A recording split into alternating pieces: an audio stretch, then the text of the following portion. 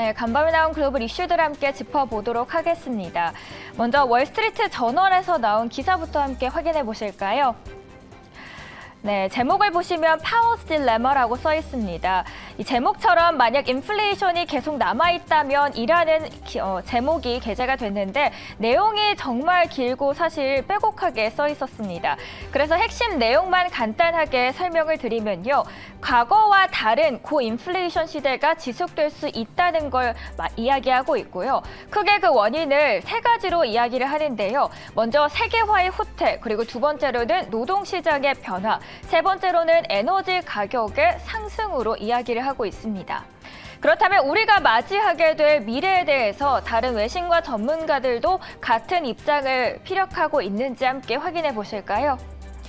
먼저 어젯밤이죠. 미국의 2분기 성장률이 발표가 된다고 해서 제가 어제 저녁부터 미국 경제 분석국 홈페이지에 들어가서 대기를 하고 있었는데요. 저녁 9시 반쯤 엠바고가 풀리면서 성장률 발표가 나왔습니다.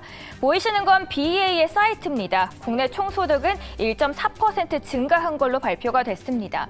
사실 발표되기 전에는 0.6% 마이너스 성장이라는 예측이 나와서 큰 기대를 하지 않고 있었는데 발표된 속보치보다는 다소 상향된 수치를 볼 수 있었습니다. 발표가 된 후 각 외신들은 어떻게 생각을 하고 있는지 반응들을 쭉 한번 살펴봤습니다.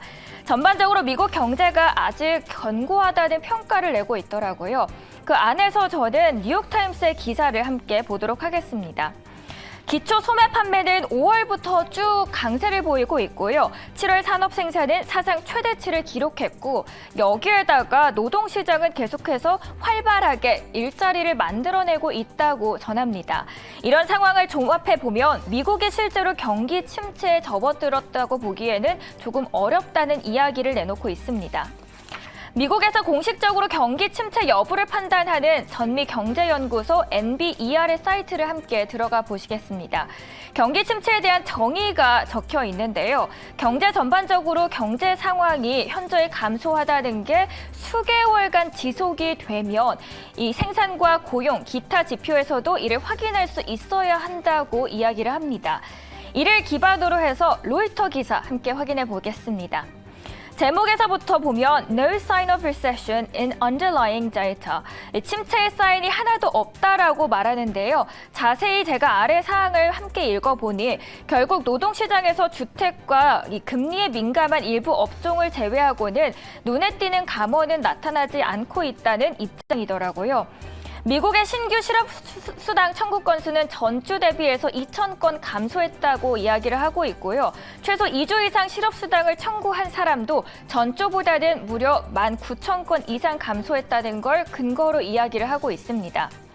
한편 CNN은 조금 다른 입장을 내고 있어서 가져와 봤습니다. Second quarter GDP declined less라고 써 있는데 GDP 마이너스 성장은 둔화가 된 건 맞지만 CNN에서는 뒤에를 조금 더 집중을 하고 있습니다.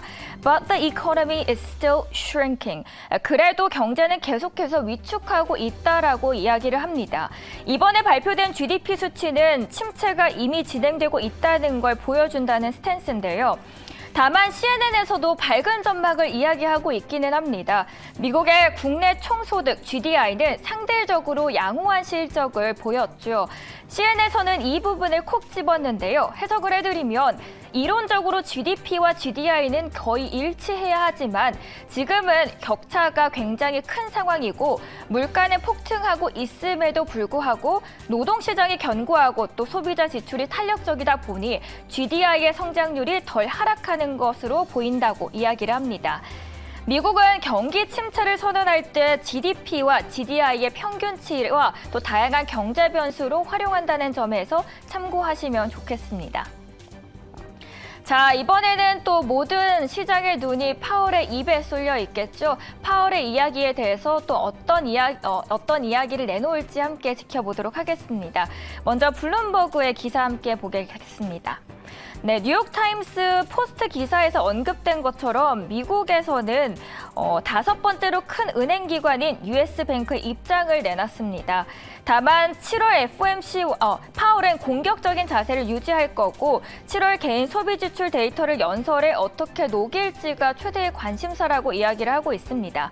다만 7월 FOMC와 비슷한 수준이 될 것이라고 했던 골드만삭스에 이어서 그렇게 매파적이지 않을 수 있다는 기대감들도 시장에서 보이고 있습니다. 토로이 가예이스키는 미국 유명 헤지펀드의 최고 투자 책임자인데요. 우리는 잭슨홀에서 충격적이고 끔찍한 또 초공격적인 표현을 기대하지 않고 있다고 이야기를 하고 있네요.